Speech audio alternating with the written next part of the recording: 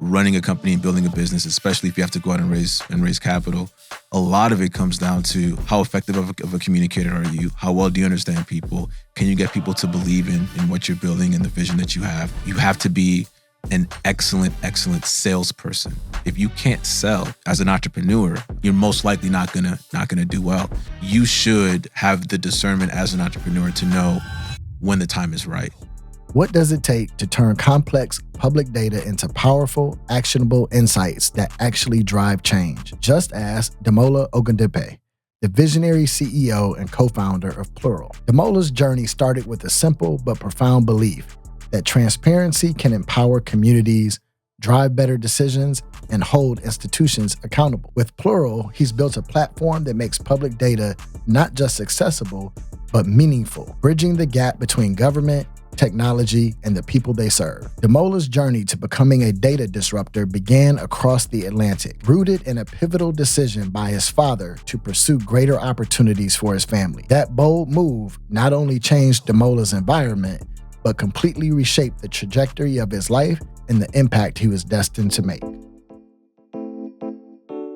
Welcome to Give 'em the Business, the podcast where we go in depth with entrepreneurs, business leaders, and game changers who are building legacy, creating wealth, and leading with purpose. On today's episode, we have Damola Ogundipe, founder of Plural. If you're enjoying this conversation, please take a second to subscribe and share it with your inner circle. That's how we grow, support each other, and create generational wealth. Welcome to another episode of Give 'em the Business. I'm your host, Troy Evans, and on today's episode, we have the founder of Plural, Damola Ogundipe. How you doing, brother? I'm good. I'm doing better because you got my name perfect. Hey, I'm working hard on it. But I'm glad you were able to join us on the show today. I've been learning a lot about your company over the past few months, ever since it came on my radar, and you seem to have an interesting story and an even more interesting product and problem you are solving for the community. So I want to make sure we get into that on today's episode so you can give the listeners the business. But on Give 'em the Business, we always like to start at the beginning. And the beginning for you was actually in Nigeria. Tell me a little bit about that. Yeah, so I'm the oldest of three. My dad immigrated to Nigeria when I was 3 years old. My brother had just been born. I'm a couple years older than my little brother. So I was born in Nigeria. My dad, like I said, immigrated when I was young, and then sent for us when I was 5. So it was a couple years where I didn't see my dad. He was figuring things out in Minnesota of all places. I have an uncle, my dad's older brother, that lives in Minnesota. Went to school, I went to college, and ended up immigrating. So that's the reason why we ended up in Minnesota, kind of following him. Left just to kind of like build a better future, right? Just give us an opportunity to try to, get this American dream. So wanted to leave to give his family the opportunity at the American dream, which, today might be in reverse, but, we'll see how that plays out over the next several years. We're going to find out. Right. I think there's a lot to say about whether or not that American dream is still attainable. Right. But how much do you remember about being in Nigeria and when you were little, and then how often did you go back? The funny thing about memory is like your senses are what triggers your memories. So for me, like I remember smells from when I was a kid. Like I remember how my grandma, my mom's side, my mom's mother, how she smelled. Little smells like that, cooking, food, that type of thing would trigger kind of like a memory for me, or like just kind of like brings me back to being maybe a kid or a small kid in Nigeria. But other than that, I don't have like a lot of like childhood memories from Nigeria, just like just those types of memories that are triggered from smell. I also remember some traumatic stuff. I have this like scar right here, top left hand, my forehead. And that was from like playing around and running into a railing and gashing my head open. So stuff like that I remember, right? Like those kind of big things. But I go back to Nigeria to answer your question. I go back to Nigeria every year, ever since I became an adult and could pay for myself to go home. So since like 2012, 2013, I've been going back to Nigeria every year. So it's home. It feels like home. So I have a lot of family there. My immediate family is all in the United States, but cousins, aunts, uncles, nephews, nieces, extended family, they're all still in Nigeria. So I try to go home a lot. Yeah, I've yet to go. I've been to Ghana and a couple other countries there, but I actually organized a delegation that the first year we went to Ghana, and then I left the company, and the second year they went to Nigeria, and I was like, why y'all go after I leave? So, but I hope to get there soon. So when you find yourself in Minnesota, interesting place to land, right? Immigrating from Africa. But what do you remember about growing up in Minnesota, and how did you fit in? What inclinations did you have that you would one day become an entrepreneur, or was that something that you didn't discover until later? Yeah, I mean, similar to like having kind of patchwork memories from when I was in Nigeria. The first like big memory that I have once I got to the U.S. and to Minnesota was two things. One will be obvious. The other one is a little funny, but one, snow, right? So I remember like, man, like what is this? The cold, the snow, all that stuff. I remember that distinctly. And then two was my first McDonald's Happy Meal. I don't know if when we first got to Minnesota, maybe one of the first things we did, but I distinctly remember like getting that little Happy Meal box and opening it up, and there was a toy, and the burger was so good. Maybe all the bad stuff we put into some of the food that we eat in the U.S. But like I distinctly remember those two things, snow and my first Happy Meal. But growing up in Minnesota, especially like, after first moving, from Nigeria, where all you see are, Black people, right? Africans, Black people. Even as like a 5, 6, 7-year-old, like those things were still, it was still very like jarring, right? And like a big cultural shock, even as a kid. I remember when we first moved to Minnesota, we moved to Minneapolis, which is a lot more diverse than like the more like sprawled out urban areas or suburban areas of the Twin Cities. But even still at that point, there were a lot of white people in my class, a lot of Asian people in my class, people that ethnicities and races I'd never seen before, and trying to like even communicate with them with a really thick Nigerian accent at the time. Like people talk to me now like, oh, you're from Nigeria? And I'm like, yeah, but like I can turn my accent on and off. So it was like just kind of like very jarring and difficult to navigate as an immigrant. And I think a lot of immigrants have that story when you first get here as a child or as an adult. Those cultural exchanges are tough to navigate, and you just get thrown into a school setting, no parents around, it's just immediately in school and surrounded by all these new things. It could be difficult and challenging. And as I got older, my family ended up moving into the suburbs, and my community and everything around me got wider and wider. And I think that there's some trade-offs to that, right? Like you, as a Black person growing up in like a predominantly white environment like Minnesota, you try to figure out like one of the challenges is figuring out like what your identity is. Like what does it mean to be Black in this setting? What does it mean to be, a Black American and Nigerian American, right? All these different identities that you're trying to like kind of figure out and sort through. And that really didn't start like showing up in a real way for me until late middle school, early high school, where I was having like some of these identity crises. And I don't know if that would have been the case if we would have immigrated to a city like Atlanta, where it's very kind of culturally diverse, a lot of people that look like us, right? So on and so forth. So one of the things that, I think for me, I did to kind of navigate those spaces was spend a lot of time with myself inwardly, right? And like tap into the things that I really enjoyed. And I'm a bit of an extrovert. So like my extrovertness showed up in sports, playing basketball, football, running track, etc. But my social environment wasn't an extroverted social environment. So I spent a lot of time with myself outside of sports, right? Thinking about things like whether it was, spending time with my parents and talking about politics, and I'm sure that'll show up later in our conversation, or talking about, entrepreneurship or business or watching the news with them, so on and so forth. I've spent a lot of time inwardly and then with my immediate family that were primarily adults. So I think that kind of gave me a different approach to being a kid, where I wanted to do more like professional adult things, right? Like a business, like make money, so on and so forth. So that started showing up for me in a real way by the time I got to high school. So I've always been an entrepreneur. I started my first business in high school because of all the reasons that I laid out, right? Really just kind of thinking more internally and introspectively. But then when I wanted to spend time with my family. It was in these kind of more professional adult settings. And what was that first business that you started? Well, actually, my first business was in middle school. I think a lot of people can relate to this. Just like a local lawn care service, right? But there's a twist to it for me because I got in a lot of trouble for this. So I started a local lawn care service maybe 6th or 7th grade. And if for people that remember, we didn't have like it wasn't easy just to like put a website up or anything like that. So if you wanted to advertise your business, the best way to advertise it was like kind of guerrilla marketing, right? Like, so for me, I got my parents to print me out, my lawn care service with the little pull tabs.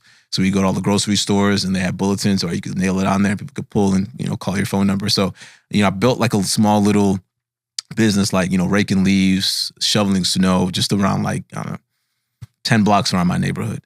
And I remember one day another neighborhood kid, maybe like 2 or 3 or 4 blocks down, like a year or two younger than me, came over and knocked on my parents, like our house, and asked to rake our leaves. And I opened the door. I was a kid, so maybe my parents were like, oh, "Go open the door. It might be your friend." So I opened the door. He tells me, "Hey, I'm raking leaves. $15." And I was charging $20, or maybe I was charging $15. He was charging $10. There was some discrepancy in what I was charging and what he was charging.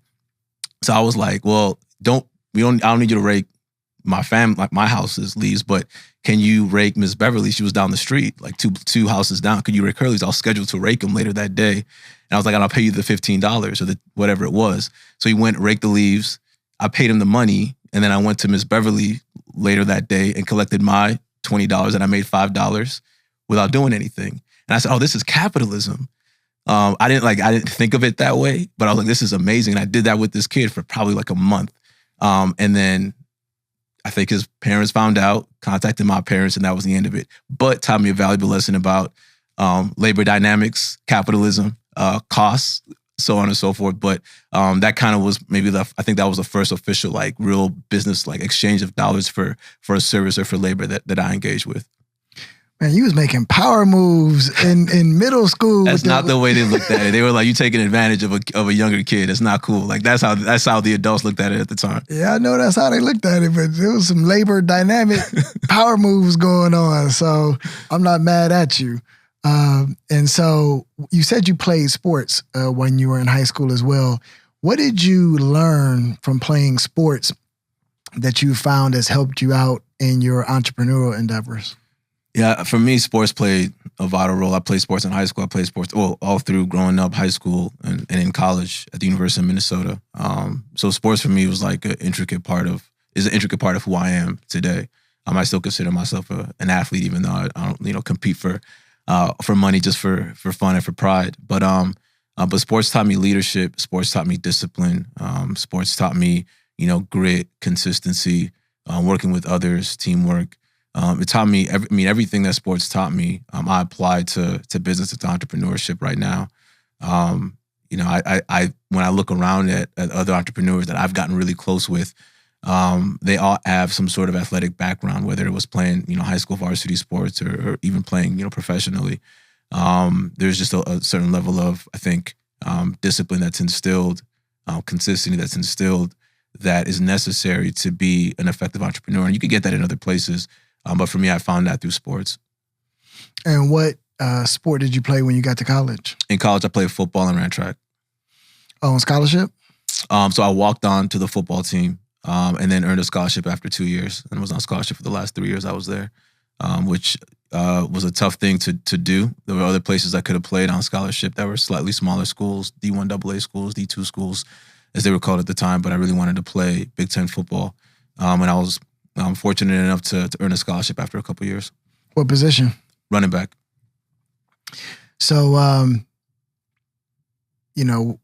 from Ohio, so I'm an Ohio State fan. So, okay. Give you a little bit of pass on the Big Ten. There's no rivalry between Ohio State and Minnesota. Y'all kick our asses every single year, so it doesn't really. There's no hard feelings. Yeah, I'm trying to actually be better about not caring as much about the outcome of university programs or professional programs. I'm from Cleveland, so unfortunately, I'm a Browns fan and whatnot. But I'm trying to to be less connected to the outcome, since I don't get any of the accolades when they win the championship or any of the money, and I want to focus on, what is going to make an impact in my community or my world. But it's hard when you got roots in a particular place and you grew up rooting for an institution all your life.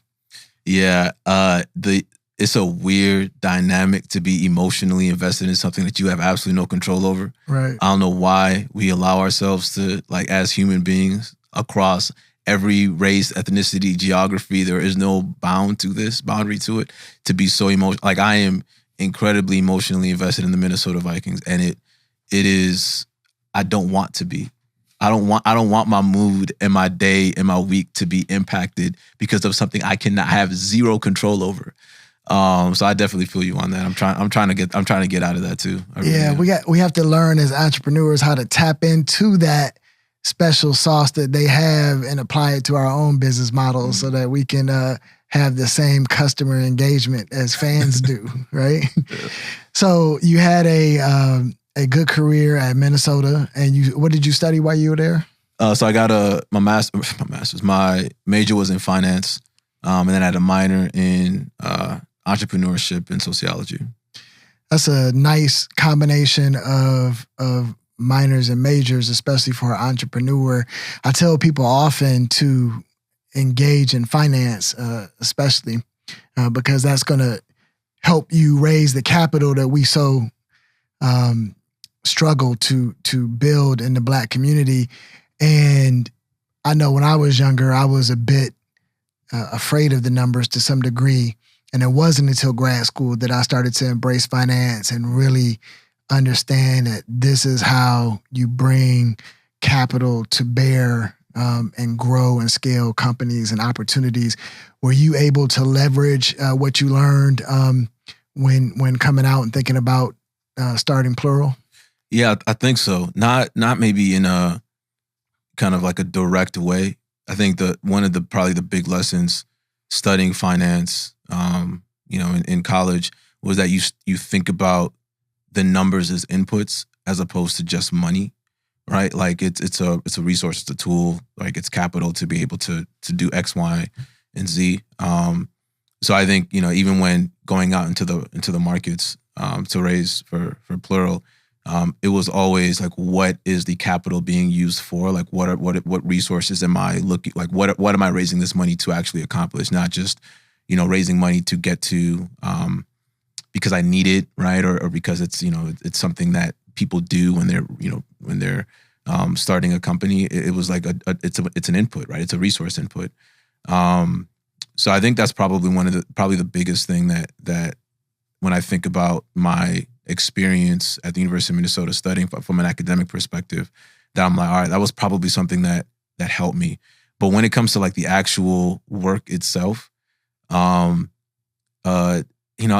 it's interesting. I don't know if I think maybe the work that I did from in my minors, right, in sociology, maybe a little bit in entrepreneurship, helped me more when it came to starting the company, outside of like what I mentioned around the looking at numbers as inputs, or the dollars as numbers and inputs.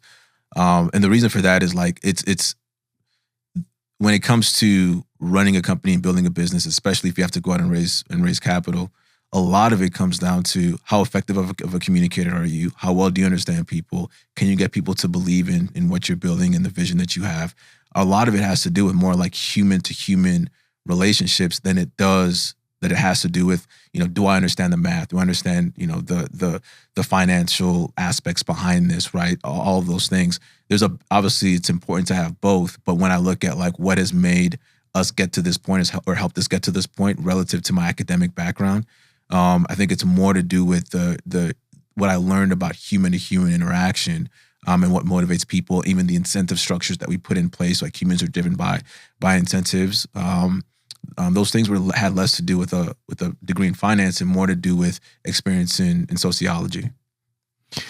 So that makes perfect sense to me, and I concur with the applying those tactics to the capital markets and whatnot. When you left Minnesota, what was next for you? Yeah, so the plan, it was a 2-step plan. I was going to go work on Wall Street, so degree in finance, go work at Wall Street, and then I was going to go to law school. That was the plan, and I'm a planner, right? Like I'm a goal setter and a planner. I'm gonna walk on, get my scholarship, walk down, get my scholarship, do this, you know what I mean? Like get my degree in finance. So I'm a goal setter and a planner. I kind of like to stick, for the most part, to my plans. So that was the plan. Wall Street, be an investment banker, make a bunch of money doing that, stack it up, go to law school afterwards, do something with my legal degree, whether that was going back into sports and being a sports agent or being an immigration lawyer. There was the kind of things that I wanted to do that I thought a legal degree would help me kind of parse out what I wanted to do and make that decision, that career decision, long term. Maybe go back into finance. I don't know, but that was the plan. But in 2008, 2009, I graduated in 2011, but 2008, 2009, financial crisis. It was really tough to get investment banking positions, especially being in Minnesota, trying to get a job in New York. And when I started really looking for jobs, which was 2010, going into 2011 academic year, the job market was kind of tough, and I ended up going into management consulting. I got recruited to work at a management consulting firm that was staffing out of Los Angeles. So I was like, all right, you know what? It's the good salary, honestly, great salary coming out of undergrad. Decided to take that job. And that was kind of the beginning of Plural, to be honest. I started doing a lot of work related to regulatory change management in the healthcare space, and kind of getting exposure to like how public policy works within an enterprise setting or corporate setting. And still was thinking about law school, but instead of going investment banking into law school, now I was like thinking management consulting into law school, and was still sticking to that plan. I was doing some entrepreneurship things too. I could talk about that when I was in LA, but decided to start applying to law school in 2015, 2016. Got accepted into a few schools. Decided to kind of like delay a little bit, reapplied in 2017 or 2018 time frame. Got accepted into a few schools again. Decided to go to Columbia. Accepted my acceptance into Columbia. But I just started really pushing Plural at that point. And not to bury the lead, ended up not going to Columbia. And we could, happy to talk more about that. But to kind of going back to answering your question, it was management consultant for me. That was my first kind of professional step out of college. And I know that management consultant can be a good starting place for entrepreneurs. Tell me about why you think it's perfect. You get a lot of there's again when it comes to entrepreneurship, I think there's 3 things you have to do really well in order to make it, period. Right? And let me say entrepreneurship as I know it within a venture-backed kind of tech-forward space, right? Entrepreneurship can look like a lot of different things, but just kind of talking about my experience with entrepreneurship right now, you have to be able to be a good communicator, right? You have to be a good communicator. You have to be able to translate what you're working on, for example, to why it solves the problems for a customer, for a client. So you got to be an excellent communicator. You have to be an excellent salesperson, right? Communication and sales go hand in hand, but you have to be able to sell. And it's not just selling a product, right? It's selling yourself, right? As a steward of capital, and why you would be a good steward of capital if you're raising venture capital. It's selling the vision to your employees. It's selling the opportunity and the product to your customers, so on and so forth. If you can't sell as an entrepreneur, you're most likely not gonna do well. And then the third thing is you have to have so much agency and autonomy and belief in yourself that you got to be able to do a lot of different things well, because you're going to be on an island a lot of times, right? Where in order for you to get started, you have to be able to write. You have to be able to create that pitch deck. You have to be able to figure out maybe can I code a little bit to develop this thing? So a lot of agency and autonomy and in yourself, and it kind of being a jack of a lot of different trades, right?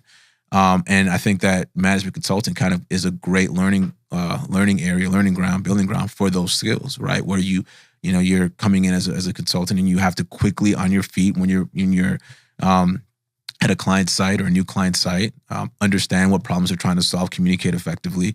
You have to help sell work, right? As a consultant, sell yourself to say that you're capable of doing this job or doing this work or doing this assignment or this project. And you are thrusted into a position where you have to figure it out on your own a lot of times, right? You've got to use your resources. You're typically challenging you and pushing you to do things that are a little bit out of your zone of comfort.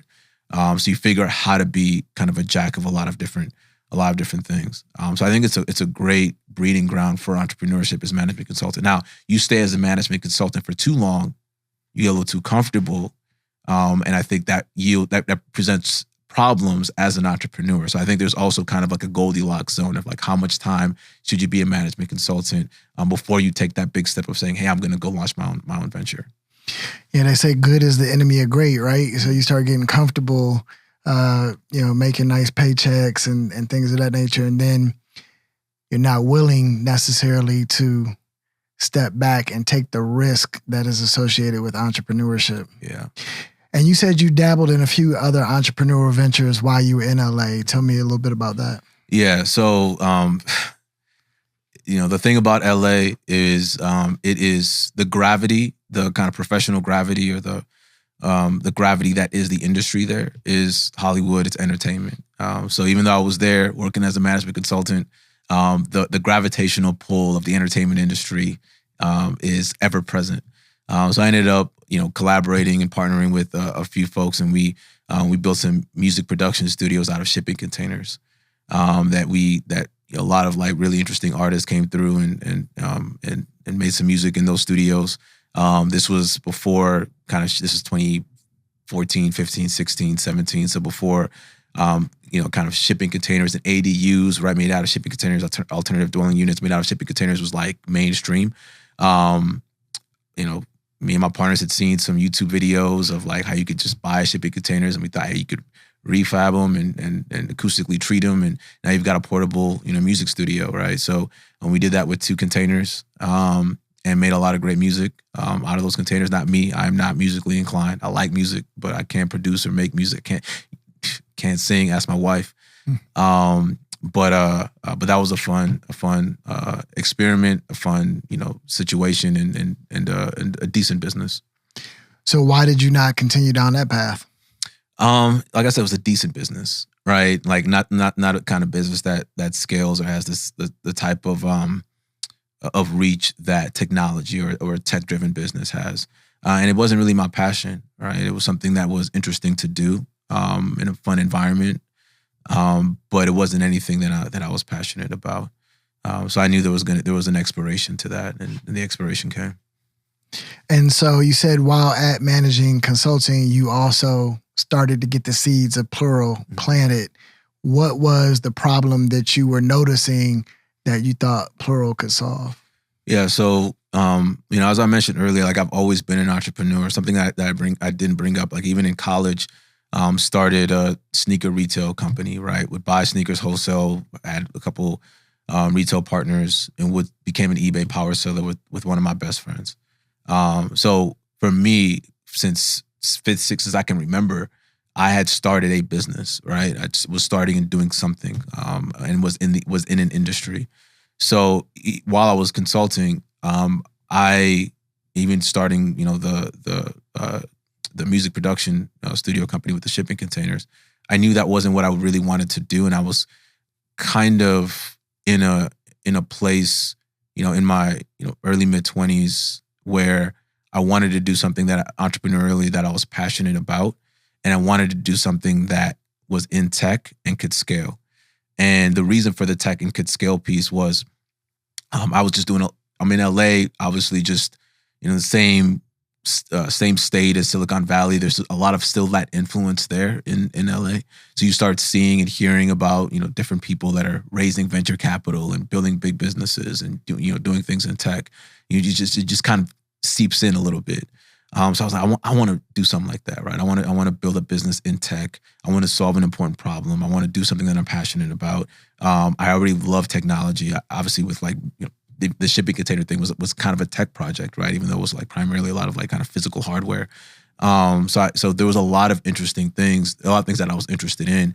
And it all kind of came to a head between 2013, 14, 15, where the seeds were planted in two ways. One, doing regulatory change management work, and then seeing a lot of civil unrest from like the killings of Trayvon Martin and Michael Brown and Philando Castile and a lot of these things that were happening. And entrepreneurship, I don't know if people ever have like a light bulb moment or anything like that. That's not the way that it's ever worked for me. It's usually been kind of like a rolling effect of like, man, I wish that we could have something that made it easier for us to understand how, like, what our legislators are doing, right? So we can make better decisions on, as a community, as a Black community, a broader community, around like the policies that impact us, right? And then how do you build from that, man? Like, policies are really hard to understand. Oh, like you read and then I read a white paper about natural language processing and how you could use NLP to be able to synthesize news articles. And oh man, I wonder if you could. I'm reading, a regulatory rule change in California. I'm like, I wonder if I could use NLP to synthesize this regulatory rule, right? Like, so there's this kind of cascading effect or of thoughts and ideas around like, hey, this is the thing that I'm interested in. I want to solve a problem, so on and so forth. What's happening in my community? What do I care about? Why am I so, this thing is like really keeping me up at night, the problems that I'm seeing happen, so on and so forth. And that's what kind of led to starting Plural, was this combination of everything that was happening internally, everything that was happening externally that I was then processing and also internalizing. And then my outlet for all of that was, I want to use tech and entrepreneurship to solve this thing that I care a lot about, which is, how do you understand public policy better? If you're enjoying this conversation, please don't keep it a secret. Take a moment to subscribe and share this episode with your circle. That's how we support each other, and that's how we build wealth. It's interesting because I had a similar thought around, and still do, around a lot of the civil unrest that took place with Michael Brown, Trayvon Martin, Philando Castile, Ahmaud Arbery, et cetera. And my thought, which was yours, was, how do we keep track of this legislative laws that are happening around the country? Mm-hmm. One of my thoughts was, how do we map candidates to their actual votes, and does their votes align with our best interests, right? Because people say things all the time on the campaign trail, but what actually happens when they get in office, and have they followed through, or should they be voted out, right? But I was thinking, something similar. I didn't act on it, but it's interesting, and the best entrepreneurial, if not all entrepreneurial ideas, come from a problem that is passionate to you as an entrepreneur that you want to solve, because other people are probably experiencing that same thing. So you've got this catalyst now for you to start Plural. It fits into the buckets of technology and something that can scale. When did you decide that, or how did you decide to actually make the leap?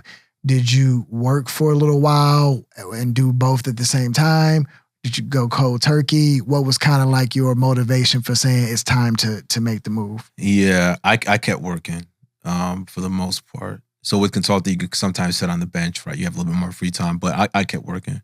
It wasn't until 2020 that I was like, all right, and we had raised some capital at that point, that 2019, 2020, I guess, that I was like, all right, this is what I'm doing full time. And like stopped everything else that I was doing to make money, and took, obviously a big pay cut, right? And just try to figure things out. But you didn't ask this specific question, but something that I do think is important is, especially in how in this modern age, I don't recommend, and I don't think it's necessary for I have an idea, I want to be an entrepreneur, so I'm going to stop everything else that I'm doing and focus on this thing, right? At that specific point in time, you should have the discernment as an entrepreneur to know when the time is right.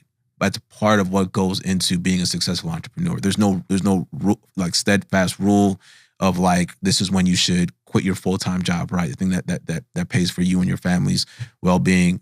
But you should know, and it usually will not be, and probably should not be when it's a one-to-one paycheck, right? You make $100K doing your full-time job. Now I can make $100K, running this thing. So now I'm going to quit my full-time job to do that's you. It should not be the case, right? Like that's. But there will be a point in time with internal discernment to know, hey, it's time. Like I think I can make this something. I've got whatever you were looking for, whatever you needed validation on that this could work, and then now you need to put all your energy into it. You should have the discernment as an entrepreneur. So that discernment came from me of like, all right, it's time.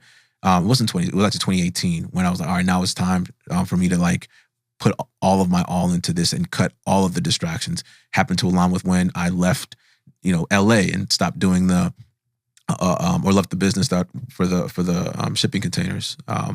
It's like I need to take everything else as a distraction, and this is now my focus because I've got something here that I'm passionate about. I want to see it through, and I had that sense of discernment at that point.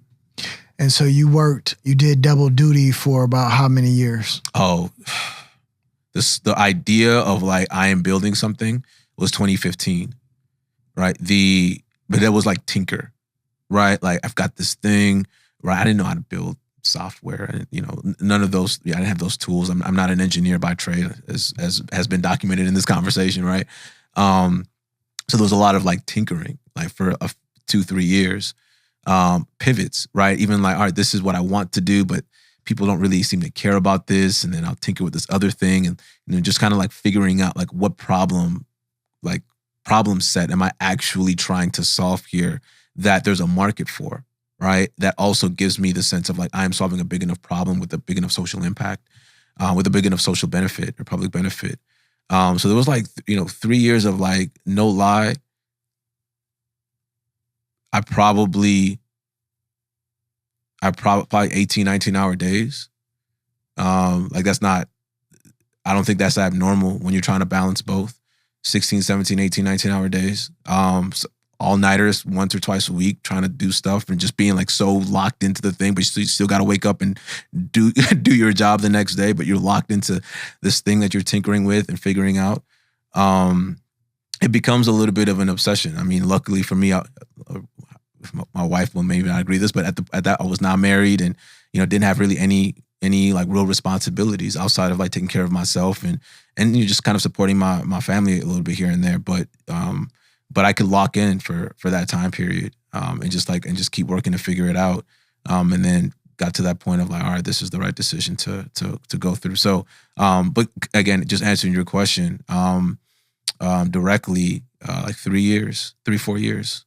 And you were raising capital during that process, or you started raising after you left the consulting business? After I left the consulting business, the consulting company. So we did not raise any capital until late 2018. And so what was that process like? So I've been trying to like get some investor interest in the idea, right? Hadn't really built anything solid, but like had the idea and was trying to raise some capital like 2016, 17, right? And was completely unsuccessful. And in late 2017, early 2018, I just scrapped that idea that I was working on and was like, all right, I have something, I think I have a better idea in the same universe, right? In the same area around how can you understand public policy better? But from the lens of like lobbyists and policy professionals, right? In like mid 2018, I was in a pitch competition and we had no product at all, right? I just basically said like, hey, this is what we're doing. This is what I want to do now. It's a little bit different, but it's what I want to do now. But I hadn't actually started tinkering with the new product or anything like that. But I had like a prototype for just a sketch, like a design sketch, but not an actual functional prototype. And I always give this person, like I love her for forever for this, but I pitched it in front of Arlen Hamilton, who's the like at this point, I think she's pretty well known and well recognized as an investor. And she was like, "I'll invest in you. Like, I like this idea a lot. I'll invest in you. So like you could write me in for $25,000. Like once you start raising around and all that stuff, you could write me in for $25,000."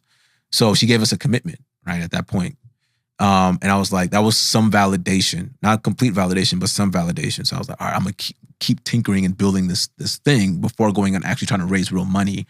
And got it to a point where we had V1 of our legislative tracking product, and started like, and during this time had been like working with a lot of nonprofit advocacy groups, because that they were the ones that were kind of like letting me know, hey, this is something that would be really helpful. If you have something like this would save us a bunch of time. We'd be able to do more work in the community. We'd be able to understand legislation better, so on and so forth. So tinkering in partnership almost with customers that I was then turning back around once we had V1 and selling the software to.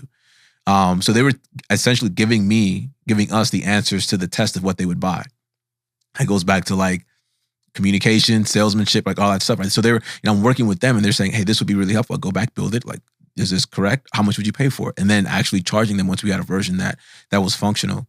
And then, that kind of, people heard about it, more customers, and then was able to go out to the capital markets and say, hey, we've got a commitment from Arlen Hamilton, for example. We're going out, we're raising, a pre-seed round. We have some customers that are paying us money. This is what the product looks like. And then that's where the momentum started to come in. And so how much did you ultimately end up raising in the, I would say, first phase of the process? So we've had 3 fundraising rounds, essentially: a pre-seed round, a seed round, and a Series A. So our pre-seed round, we raised $500,000. Our seed round, we raised 1.5, and then our Series A, we raised $10 million.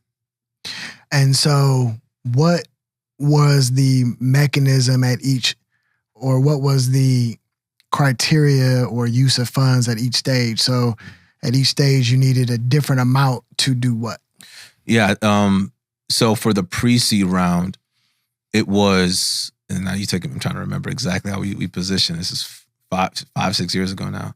So for the pre-seed round, we had a V1 of our product. We had some customers, small, like maybe paying us in aggregate $1,000 a month, maybe $700-800 a month.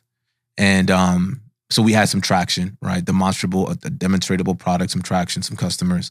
So we really needed the money because the product just wasn't, it wasn't like at a point where we could go to customers that we didn't have a relationship with, right? Where it wouldn't be buggy, like all those types. We just kind of had like a very functional V1, right, of the product.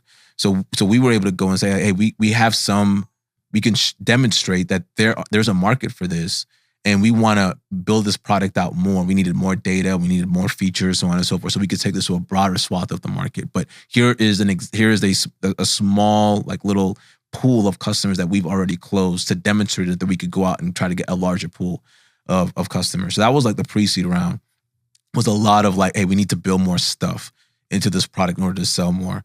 Our seed round, that was like, hey, we've built more stuff, but we want to get a little bit more customers. We need to go get more customers. We're not ready to scale this yet, but we need to go get more. We want to go get more customers, and that requires still some product iteration, some more data, a slightly bigger team, right? We have all these other customers. We have 10 or 15 customers now. We want to get to 30 or something like that. So we need more infrastructure, that type of thing. And then the Series A was more, hey, we've got product market fit, and we're trying to figure out how we can increase our distribution and get as many customers as possible. So walk through for the listener exactly what Plural is when you're, selling it to someone, and what problems it solves for customers. Yeah, so it's evolved. So now we're an AI analyst for legislation and regulatory change management. So what that means is we have the largest database of public policy information in the world. That's not hyperbole. We have legislative and regulatory data structured in our database going back into the 1990s. But legislative and regulatory data, like policy information, is constantly changing. There's always new bills, new executive orders, new so on and so forth, new regulatory rules across not just the federal government, but the state and local government. And what happens is that people that do policy work professionally, so we know them as oftentimes lobbyists, but also policy researchers, nonprofit advocacy groups. So the League of Women Voters, the NAACPs, the Common Causes, right, that do work on behalf, policy work on behalf of communities and initiatives. They need really great software and analysis tools so they can know, like, hey, this piece of legislation popped up in Oklahoma that has an impact on, public libraries and books that are in schools, right? And they have the great analyses tools like ours to be able to help them parse through that information and then subsequently take action. So we try to be the infrastructure for them, the software infrastructure and AI infrastructure for them, to know what's happening with public policy changes, to analyze what's happening with public policy changes, and to be able to take action and lobby or advocate more effectively and efficiently. I can see numerous use case scenarios for that product. I've worked in both for-profit and nonprofit organizations throughout my career. And at the nonprofit level, all of my organizations were national organizations. And as you mentioned, legislation is happening differently at states at different paces. And if you have a national organization, you need to be kept abreast of how that's going to affect your workforce or your service that you're providing or what have you. I've worked in the casino industry, which is going to be different in every state and what's allowed versus not allowed. And it's almost like the inefficiency and bureaucracy of government is what allows your product to thrive, right? There's a lot of truth in that. Right, the more chaotic our policy environment is, the more necessary, our products are for the market. It's an unfortunate, situation, but we try to bring order in the midst of chaos, essentially. Right, like all these different jurisdictions are like you said, are introducing things that and it can be. There's a whiplash effect, right? It's a bit chaotic. We typically, right? I think the way that the U.S. would want to work, how we would want to work here in America, is a good balance of federal policies that kind of trump the state level policies, and a good healthy mix of state level policies that where the federal government says, hey, we want the states to make these decisions, right? And right now, it's that partnership isn't there between the federal government and state governments. Where they're figuring out like what should be in the more congressional in decision making and policy making, and what should be kind of left for the states. It feels more combative in a lot of ways, and that combativeness creates a lot of policy oriented chaos. And we're here to help bring some order to that and some better understanding of those policies. But I mean, you're 100% right. Like it does end up helping sometimes, providing a tailwind for our business. And you've been able to land some pretty big corporations as customers. What are some of your bigger clients? Yeah, so the name brand ones that people know: Comcast, NBC, Google, X, formerly Twitter, Affirm, the fintech company. Yeah, so those are kind of some like the big corporate customers, and even some of our nonprofit customers are like, I would say, name brand: Common Cause, Next Gen America, Local Support Solution Center, like a lot of big organizations as well, a lot of big nonprofits as well. And with those organizations, what is the business model? Is it subscription based, where they are basically paying a monthly fee for this constant monitoring and alerts for what might affect them in any particular state and what have you? Yeah, exactly right. So software subscription, yearly subscription usually, that will make some concessions depending on the situation, but yearly subscription. We don't do like seat-based pricing. So we have a differentiated pricing model from like when we first started. We've never believed in kind of seat-based pricing. So an organization subscribes. So it's a flat fee. They get onboarding, they get the software, they get all the data that they need, so on and so forth. And it's predictable for them, right? And for us, we don't have to worry about kind of like that Netflix effect of people sharing, login IDs that kind of comes with a subscription model, that type of thing, or a seat-based model, that type of thing. But yeah, very standard, yearly subscription model for our customers. And does it have to change? Do you have to change the pricing model based on how many states they want to monitor and things of that nature? Yeah. So we have a few like kind of pricing levers. One of them is like you called out, how many jurisdictions do you need access to, right? Do you want that data flow, right? It's software, the data's coming in, there's a bunch of workflow tools in it, but which jurisdictional data do you need? And then we can kind of lever pricing based off of that. So if you're and this fulfills our kind of public benefit, social impact work too, right? Because, if you're, one of our enterprise corporate customers, you need everything, right? You need federal, state, you need some localities, you need regulations, right? You need all this stuff. And that's a huge price point that they're willing to pay because it's for work, right? It's for their business efforts. If we didn't have a pricing model that allowed that kind of like levering and flexibility where, a small local nonprofit that only is really doing work in the state of Georgia, right? Doesn't care about not that they don't care, but isn't doing any sort of advocacy work in, the other 49 states and all these other territories, et cetera. We want to be able to have a price point for them that works, that still gives them an excellent product, an excellent tool for the advocacy work that they're doing and the policy analysis work that they're doing. So that variance or that variability that we can, or levering that we can put into place for jurisdictional access into their their software instance allows us to price in an affordable way for those smaller organizations. And you started launching this in the mid 2010s, 2015, 2016, like you said. But in the past few years, AI has exploded in capability, popularity. We have consumer versions of it now.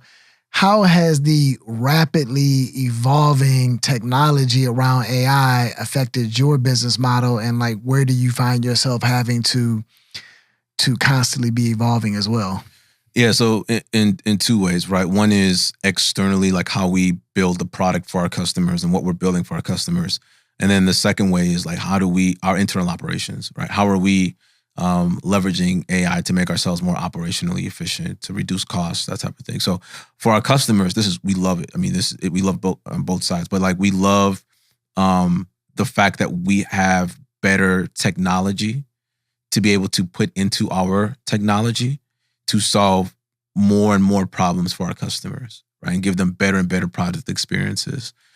So we recently launched 2 new product experiences that are all AI, that are both AI native, right? And it's because we can leverage these foundational models in a way where, like for our data set, we have this huge corpus of public policy data, of textual data. So there's so much that large language models can do for us to be able to parse and understand that data in a way that reflects for our customers. So it's been amazing. And we started off as an AI company, right? Not an AI research company, but a company that was building software that could be AI, that is AI powered. We launched our first set of AI features in 2020. We have a feature called Global Bill Search, where you can take one artifact, legislation, and use that as the search artifact to find other pieces of legislation and other artifacts that are similar in terms of intent, right? And that was driven through natural language processing. We launched that in 2020. So we've always had AI kind of infused. It was one of the things I mentioned, natural language processing, that white papers I was reading in the mid-teens, right? Like those are the things that I was really interested in applying to public policy information. So for us externally, it's been great. Like we love it, and we've been on the bleeding edge of applying AI into our product, into this data set. Internally, operationally, it can be a little disorienting of like how many, the influx of AI tools to help you with operations, right? And with your kind of internal work in a tech company. And we try everything. I put out a mandate to my team: whatever you want to try, AI product, AI software, whatever you want to try it, give it a shot, right? We'll sign up for a free trial, pay for a month, whatever the case may be, try it. Like finding ways to be operationally efficient is a priority. And to be honest, the capital markets are rewarding efficiency right now. Before, the capital markets primarily rewarded growth. Now they're rewarding a combination of growth and efficiency. You're hearing in the public markets, in particular, in the publicly traded companies, you're hearing more and more stories about revenue per FTE, and like hearing crazy stories of $10 million per FTE at some public companies because that they've infused AI into their operations. So we think about that a lot. Like, how can we be more operationally efficient? What does the future look like? Not just what does just not right now look like, but 6 months from now, 12 months from now, 18 months from now? How can we get ahead of it? How can we, like, what do we think sales is going to look like in 6-12 months? What do we think marketing is going to look like in 6-12 months? What do we think back office technology is going to look like in 6-12 months? Do we still need a bookkeeping firm? So on, like, can we use AI to do our bookkeeping? So on and so forth. So we take AI for operational efficiency internally very, very seriously. And then, like I said, the other side of the coin is like making sure that's the case for our product, right? That our customers are getting more efficient with our product by investing and infusing AI into it. And so in terms of operational efficiency, how large is your team now? 21 people. And they are dispersed throughout the U.S. or globally, or how is that? Yeah, so globally, at peak, we were at 40 people. And going back to the operational efficiency piece, our investors, and like I think all capital market investors right now, are saying like get trim and be more efficient. So we reduced our headcount by half, and we've grown faster. And part of it is global workforce, fully remote workforce. Having engineers that are off, a couple engineers, not our entire engineering workforce, but a few engineers here and there being offshore, right? Still full time, but being able to kind of the salaries kind of reflect their in a way that the countries that they reside in, and then not having a home office, working fully remote, that type of stuff. Again, driving down operational costs. But yeah, so our workforce is global, and it's worked really, really well for us. So being the head of this organization, and you seem to have really leaned into the product and into raising the capital for the opportunity that presents itself, what are some challenges that you've experienced being founder and CEO, and that are not in the lane you want to be in, and you're like, that's not really what I want to play in. Let me find someone else to work on this for me, and how you addressed, where you might not, want to spend your time and energy. The benefit of being married is that your partner will remind you what your deficiencies are on a consistent basis. That's the benefit, huh? That's the benefit. So I have no problem acknowledging and seeing where my deficiencies are operationally. And I got two amazing co-founders. One that sits on the board and doesn't operate alongside us. But my other co-founder has been my partner through and through. And she is a great balance of me, where I'm much more analytical, much more kind of sequential logically, right? She is a bit more dynamic, right? Sees in colors, more creative, more designy, that type of thing. And it's shown up in our product and in our product experiences and in our business, having that balance, right? And it's great because she's so good at what she does that it makes it easy for me to know what I suck at.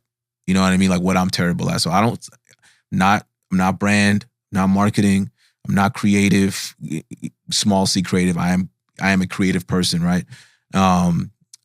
And recognizing those things and saying like, all right, we need people that are better at it. My co-founder's better at it than I am, and she leads those efforts. But there's also things that I've been great at in terms of co-founding, right, and starting the company, that as we've hired better talent and looking for people to take on more leadership roles and operational roles in the company, where I'll see things in people. I'm like, wow, you're so much better at this than I am, right? We have this, we hired a fantastic customer success manager earlier this year, and we have a small CS team, but she came in and I'm like, wow, there's so many. The way that she interacts with our customers and sees kind of around the corner for certain things, man, she's just so much better at that than I am. And I thought I was great at working with our customers and managing their needs and helping them kind of get to the to the benefit of the aha moment of our products. And she's so much better at that than I am. I'm like, wow, okay, well, she's better at it than me. And I recognize that, right? And I want her to help other people on our team that are in those roles, like, elevate them, that type of thing. So, like I said, I think one of the things you have to do as a entrepreneur, as a founder, is always try to find people that are better at your job or at the jobs that you do, right? The jobs that are on your kind of radar, that are better than you, right? Like, I shouldn't be the best person at finance on our team. I shouldn't be the best person at bookkeeping on our team. I shouldn't be the best customer success person on our team. I shouldn't be the best salesperson on our team, right? So on and so forth. I damn well better be the best visionary, right, on the team. But that's how I kind of think about it, right? Is always trying to find people that are better qualified, not just better qualified, but better at the jobs that I'm doing than I am. And what revenue range are you all in right now? We're in the single millions, so less than 10, more than $1 million. And I can't disclose exactly because what is your goal for, let's say, the next 5 years in terms of growth, both customers or revenue or employee size or what have you? The 5 years, or whatever timeline you're thinking about. 5 years seems like such a long time from now. I'm not gonna, but I'll take the challenge of 5 years. Why not? I think in 5 years, the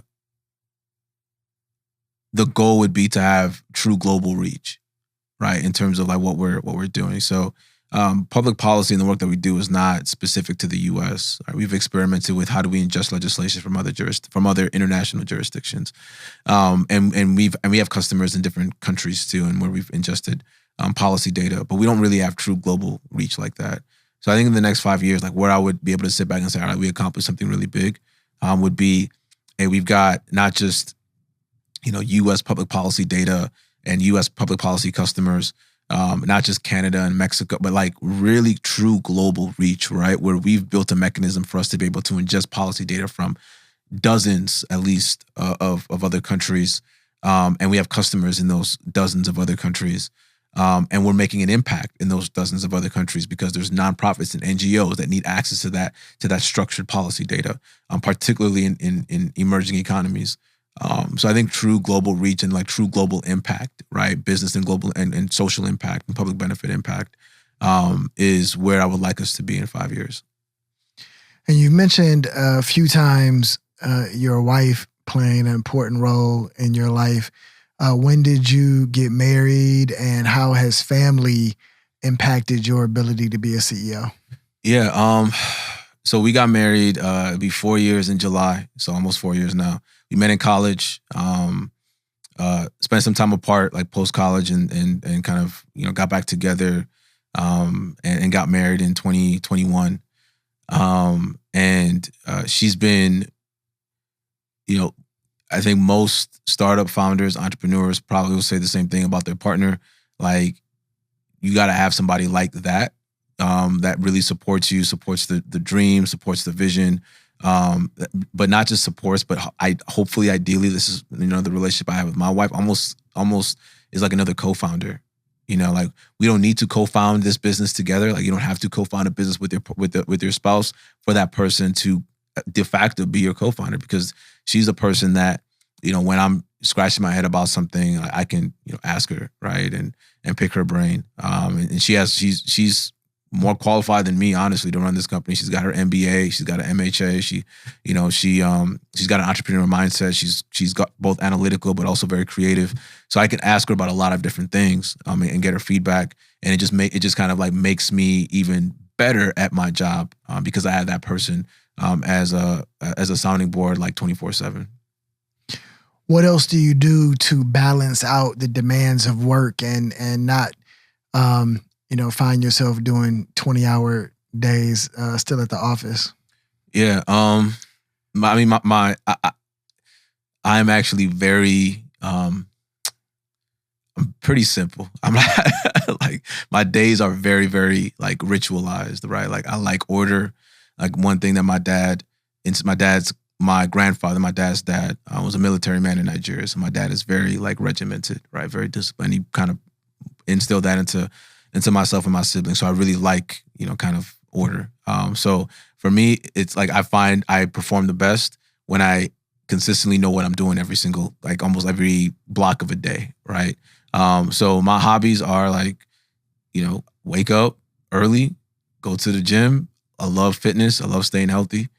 Go work, and then talk about work with my wife. That's basically what we do. Like when we talk about each other's work, right, together, right, and strategize and be like, all right, what do you think about this? Like actually, like kind of almost reflect on the work day and strategize for like how we can from whatever problems or challenges that each of us were facing. But outside of that, like it's Atlanta. Like we do everything in Atlanta that you would expect to do in Atlanta, and that includes a lot of hookah on the weekends and just enjoying stuff at Piedmont Park and just hanging out with friends and family. So very, very straightforward. But for me, it's like there's a lot of performance for me, right? I'm about productivity and performance that comes from having my days be very regimented in that way and very focused. So if you had to impart some knowledge on the next generation of entrepreneurs and encourage them into action, what would be the business that you would give them? Oh, whew. I wish I had a great answer for this.